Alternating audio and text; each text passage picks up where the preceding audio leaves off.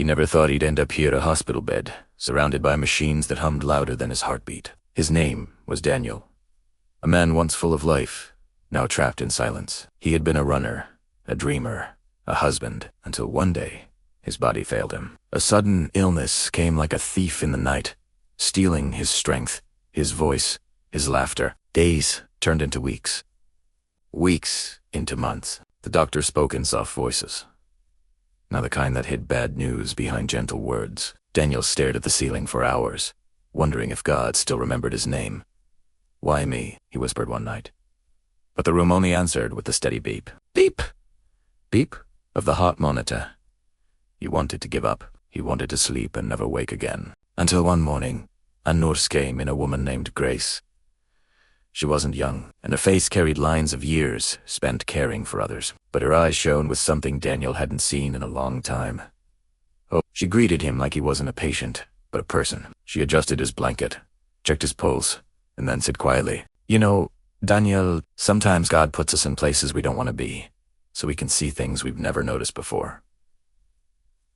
Daniel didn't answer, but her words echoed long after she left. That afternoon, Grace returned it not with medicine, but with a story. She told him about her son, who had been in a coma for years. The doctor said he would never wake up, she said, smiling softly. "But, Eddie, and now, every morning, I thank God.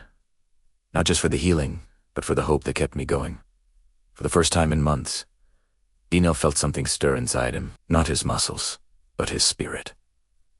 That night, he prayed, not for healing, not for miracles, but simply for strength to face another day.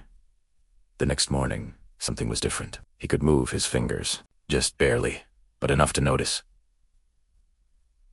Grace noticed too. She smiled, tears filling her eyes. "See?" she whispered. Hope never leaves the room. Day by day, Daniel grew stronger. His hands regained movement, then his arms, then his voice. And when the day finally came for him to walk again, he asked Grace, "Why did you never give up on me?" She looked at him and said, "Because God never gave up on you. He was here, in this very room, even when you couldn't feel him." Months later, Daniel stood outside the hospital, breathing in the morning air. The world looked different now, not brighter, but deeper. Every sound, every breath, every heartbeat felt like a gift. And when people asked him how he survived, he always smiled and said, "I didn't just find healing in that hospital room. Primera, found hope. And once you find hope, you never walk alone again."